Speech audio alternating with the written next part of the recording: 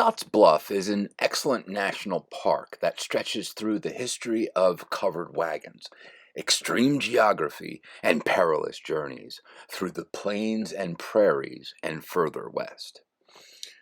But due to the steep undulations of the Badlands, many avoided this area intentionally.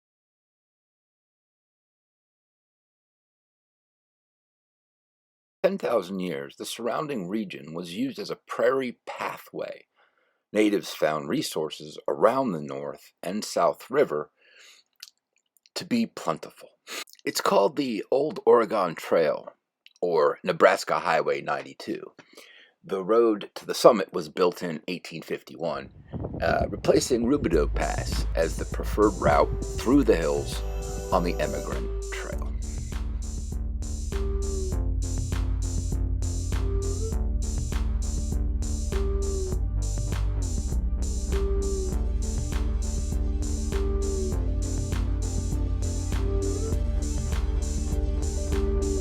1868, the Congress of the United States authorized holding a Great Treaty Council with Plains Indians to assure peaceful relations along the overland trails. The gathering was the largest of its time, encompassing 21 chiefs of the Plains tribes. The Comanche, Kiowa, and Apache refused to attend.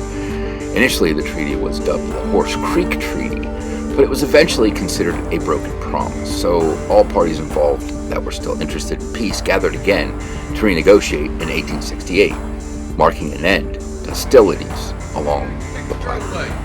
No guns me, no guns you.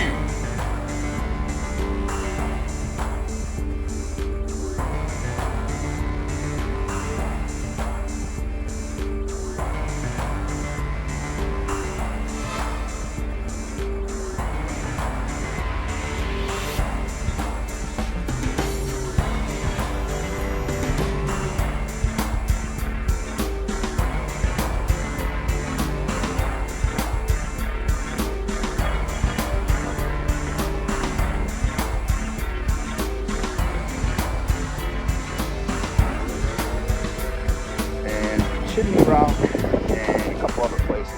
There is definitely way out there on the horizon another rock. You might be able to see it, but I passed that a while ago, and that's pretty far away. So I come back here. It almost looks like a castle in a way, right? Some triangular shapes, but also some rounded shapes.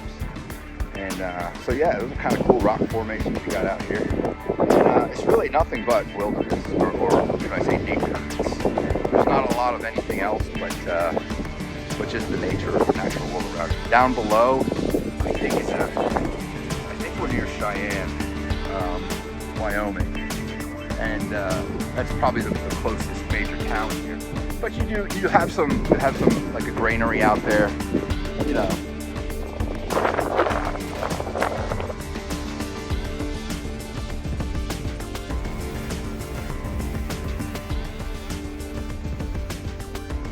As far as what this place is significant for, obviously you have in the more in the 1800s, you had people going from the east coast of America and starting to venture further into the expansive territory to the west.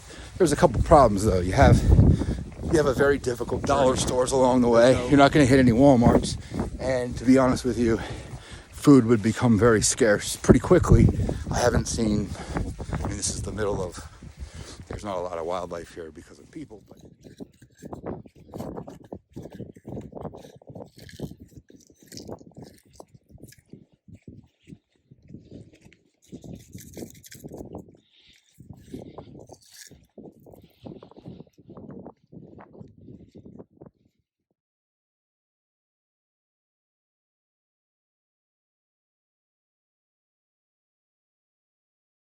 features here, but most importantly, it offered a pass through the difficult terrain of the surrounding area, like the Rocky Mountains, which is just, you can't get through that shit on a covered wagon.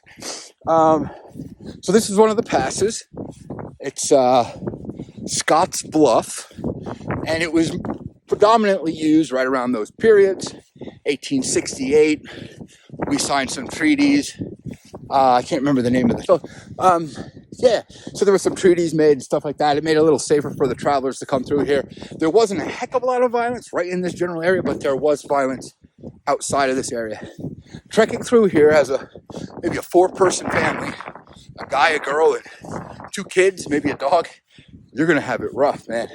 And so they did these giant shuttle runs, and there would be a bunch of wagons together, all as a group. They sort of traveled together, lived, played, worked together, protected each other, stuff like that. So there was a little danger with tribes. And bison were huge along this river down here. And it was basically, as the settlers, the way it's written, as the settlers and pioneers came through, so many people, so many things going on here, it scared off a lot of the wildlife. Plus, it sort of chopped bison colonies in half. So in one set, you're almost dividing the entire population by settling here, because the bison go north of the river and south of the river, and you don't let them cross really. So it became a grounds for overhunting, using the meat and the hides, and typically just wiping out an amazing creature. It didn't hurt Americans. It hurt the tribes in the area, though. And our amazing bison population, which you'd probably be able to see thousands upon thousands as you look out over this beautiful area. You're going to see nothing but bison. It's going to be covered with them. Plenty more history to it than just what I'm able to explain to you. A lot of people, a lot of well-known people, a lot of pioneers and shit. They came through here. They did a lot of stuff, and I say go ahead and research that stuff. It's pretty cool if you go into it, but I'm not going to explain it all. It's kind of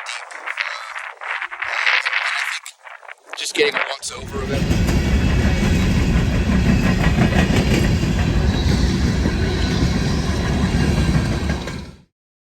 While traveling through this area, it's easy to see how these could be used as guideposts.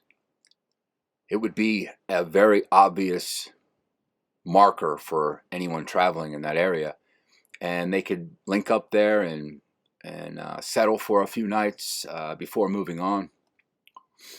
But yeah, it's a nice formation that you can see for a long.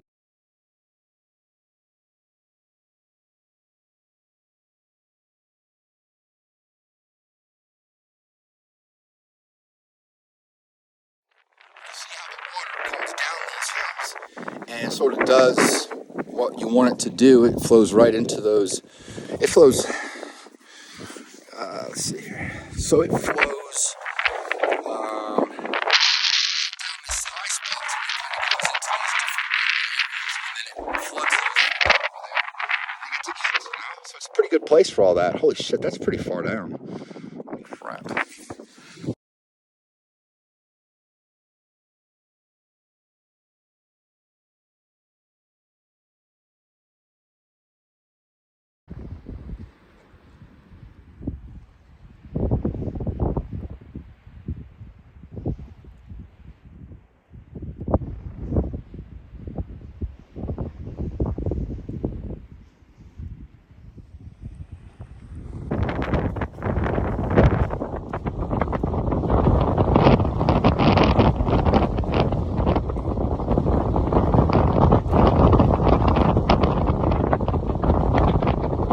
This is my favorite part of the trip.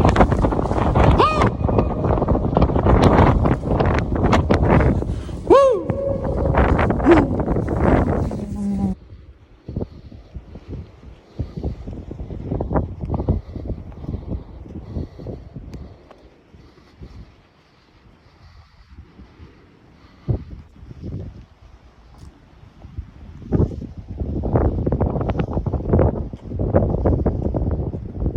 So, amazing animal.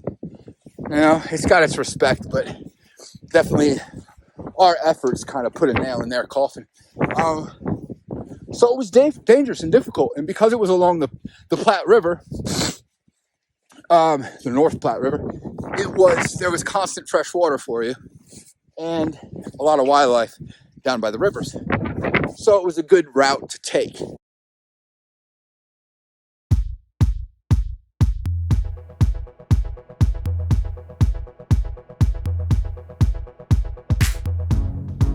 And this was one of the lowest spots along the Rockies. There's a couple other as you go up into Wyoming that they use. I think South Pass was one that they used in Wyoming. It's less mountainous. And it's pretty much, you can almost see the end of the Rockies. They're kind of barreling down.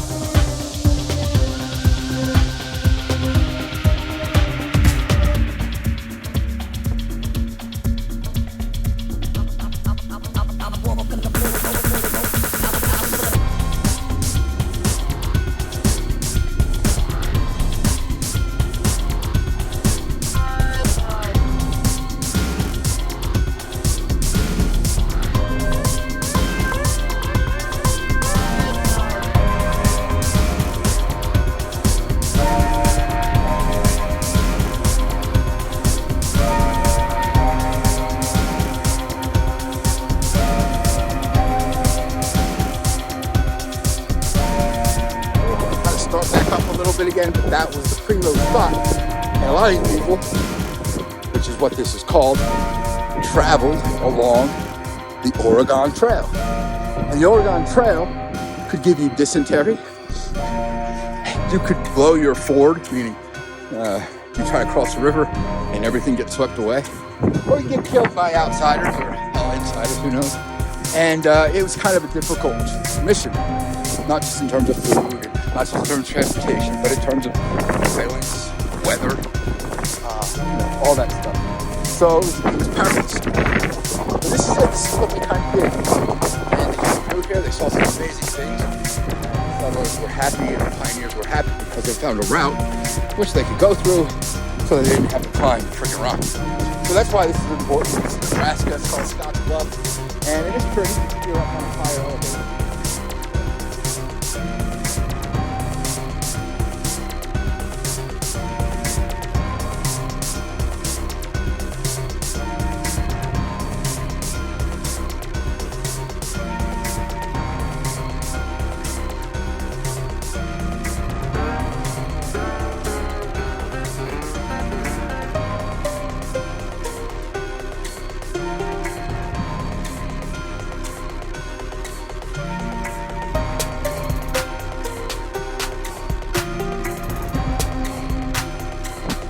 I'm up probably 3,000 feet or so. It's not huge, but it definitely has a different feel to it, a different elevation.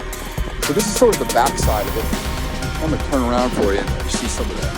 That's pretty awesome down there. Like those formations are freaking cool. And I could see on the tunnel I just went through, I could see plaster. So obviously the tunnel wasn't there when the pioneers were here. And they created that tunnel, but while they created it, they had to sort of piece it together and make it look natural. So there's some plastered areas around here, which obviously weren't here back then. But for the most part, this is pristine. And they always say, or at least in the guides in the handbook says, whatever's on the opposite side of this thing is pretty much left pristine. It's about the way it was then. So they've done a good job at stuff like that. And right now I'm heading for the South Overlook Trail. Quarter of a mile. Anybody can do it. And it's a little cold a little bit today. I didn't wear my gloves and they're getting cold. But the best part about it is there's always snow. Wherever I go, there's snow. Everywhere I go, every time I go to one, there's snow. It's kind of cool. And so you get to see sort of the natural array of things, flora and fauna, hopefully, but you get this natural array and you mix in it with a little bit of snow, not a lot, because then you couldn't see it all. It would all be white. So I'm going to show you something.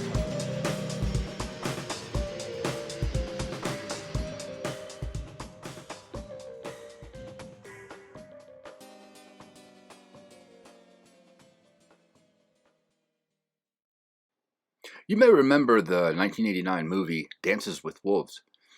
Although it was filmed in Wyoming and South Dakota, it references Fort Sedgwick, which was a post built in 1864 near the eastern border of present-day Colorado.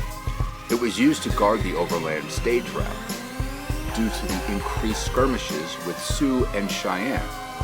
The flow of pioneers would travel from St. Louis, the gateway to the west, along this route to settle in the Great Plains and push even further into Oregon. One of the casualties of this human migration were the plains bison.